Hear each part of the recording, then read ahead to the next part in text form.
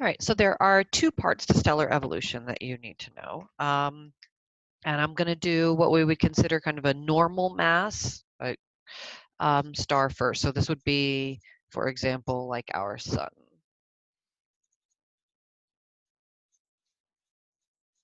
Right? And so the idea is that there are certain steps, right? We're talking about stellar evolution. It's the evolution of stars. So the life cycle of a star, if you will. Okay, so all stars start out, they form from nebula. This is the plural of it. So nebula or nebulae. And these are basically big clouds of gas and dust and particles. So these are, and they start to condense because of gravity. All right, and so they start to pull together, right? So you have a big cloud and it starts to pull together due to gravity, and it becomes a protostar, which is not a term that your book uses and you don't need to know, but you have a protostar. Okay, and in the protostar is when you start to get very high temperatures, right? As all of that gas and the dust comes together and starts to condense due to gravity, then you start getting very high temperatures. And when you start getting very high temperatures, then you are going to start getting nuclear fusion. All right, so this is,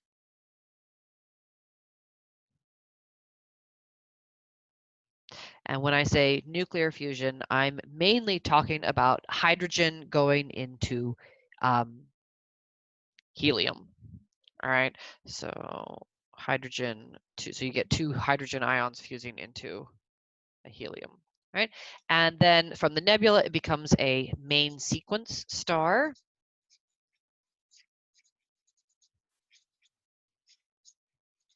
And this is basically where it's stable. Okay, so this is a stable thing. So this is the stage that our sun is currently in. It's very stable, and it's stable because so it stays the same size. And the idea is that is because you have gravity, right? The gravity pulling it together. But you also have fusion, of course, releases energy, right? And so the idea is that those two energies are in opposite directions, right? The fusion wants it to expand, right? And the gravity wants it to come together. And so this is stable because those two forces are equal. So the forces of basically the gravity force equals, I'm going to call it the nuclear force, all the fusion. All right, so this is stable because these two forces are equal. Now, but eventually, all right, what will happen is that excuse me, you'll get the fusion reactions will slow down. You'll eventually run, and I say eventually, we mean millions and millions of years, okay? And so when we talk about the sun expanding, it's not going to be a problem anytime soon. So our sun is stable. This can last for millions of years, all right? And so the idea is that, but that eventually this nuclear fusion starts to slow down. The hydrogen starts to run out, and so you're not getting as much fusion, which now means that this force, okay, isn't as great as the gravitational force. And so since the gravitational force is larger, then the star is going to contract, right? Get smaller because gravity is now greater than the nuclear force. So the star contracts. And with that contraction, then now the temperature and the pressure are high enough, right? So when you contract it more, then you get an increase in temperature. And now that contraction allows the temperature and pressure is high enough that now the helium atoms actually begin to undergo fusion. So the helium fusion begins. And when the helium fusion begins, then you're going to get the expansion, right? So now, sorry, originally it contracts because the gravity force is greater than the nuclear force. But once the helium fusion begins, then the nuclear force becomes greater than the gravity force. And you end up with a what's called a red giant. That is the next phase of the stellar evolution, all right? And so a red giant is where you have helium fusion happening, okay? And so, and this is again, once it expands into a red giant, it's stable for a number of years until the helium then begins to run out. All right. And so when the helium fusion runs out, then the star is going to again contract.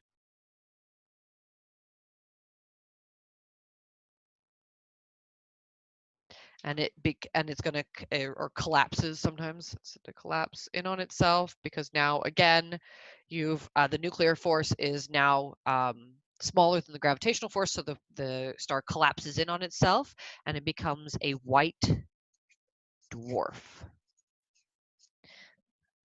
All right. And so a white dwarf is a very hot star. It's a very, very it's smaller, all right, but it's still it's very hot. And so the matter that's formed within the white dwarf is very, very dense. And then eventually this will cool off as the reactions slow down there, and it will become a black dwarf as it cools off. So that's the evolution for what we would consider a star with about the mass of the sun, right? Now, the other type of star evolution that you will get is for a large mass. So we're talking many, many times larger than the sun. All right, I'm going to put this aside for a little bit, but we'll come back to, I'll refer to it regularly. All right, so again, all stars start with a nebula. All right, so you get a nebula, you get a protostar where you're starting to have fusion occur, and it still goes into a main sequence star.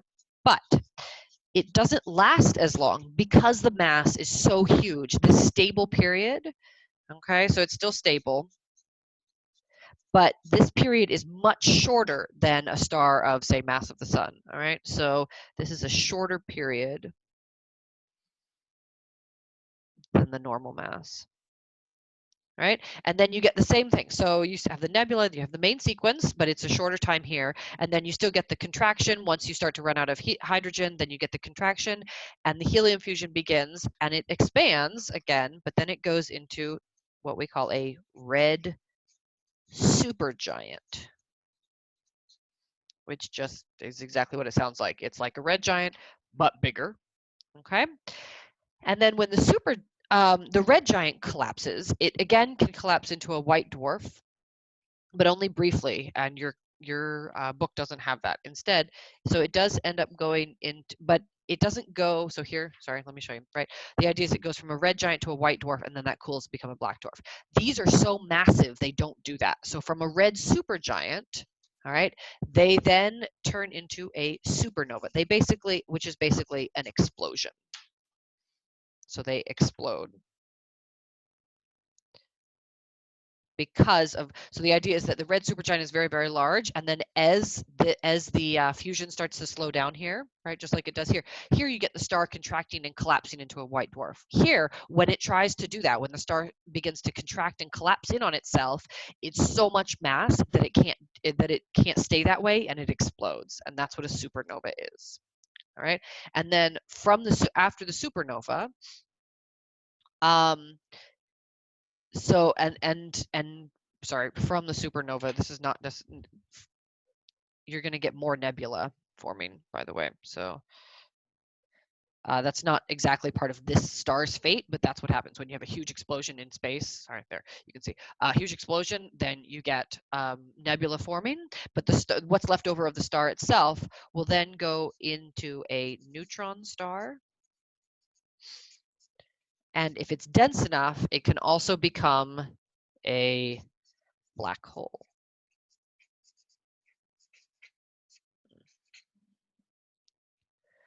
All right. A neutron star is also very dense. It's about 3 times as dense as the sun, for example. But that's only what's remaining. Okay. So you have nebula form from the supernova, from this enormous explosion, and then any matter that's left, you would get a neutron star, or if it's really, really dense, then you'll get a black hole. Okay, the other thing that you need to know in terms of, it's not necessarily part of stellar evolution, but it is part of this area, this region, is here, the Hertzsprung-Russell diagram. So the idea is that this is in your handout, so but I wanted to show you the colors as well. The idea is that you have the brightness of a star versus the temperature of the star. And here it doesn't show it, but the temperature, the idea is actually it's not, doesn't go from low to high. This is the low temperature and this is a high temperature. So remember that blue stars are actually um, uh, hotter, much hot, blue and white and yellow and orange and then red. So this is your color spectrum, and it basically goes from low to high. And so you need to know where you would find these things, right? So the main sequence kind of goes down through the middle. The white dwarfs are here in the bottom corner. The red and blue supergiants are up here, and then you get the giants. This is in your handout, but it doesn't have the color to it. So you might want to, this is worth taking, this is something you need to have memorized.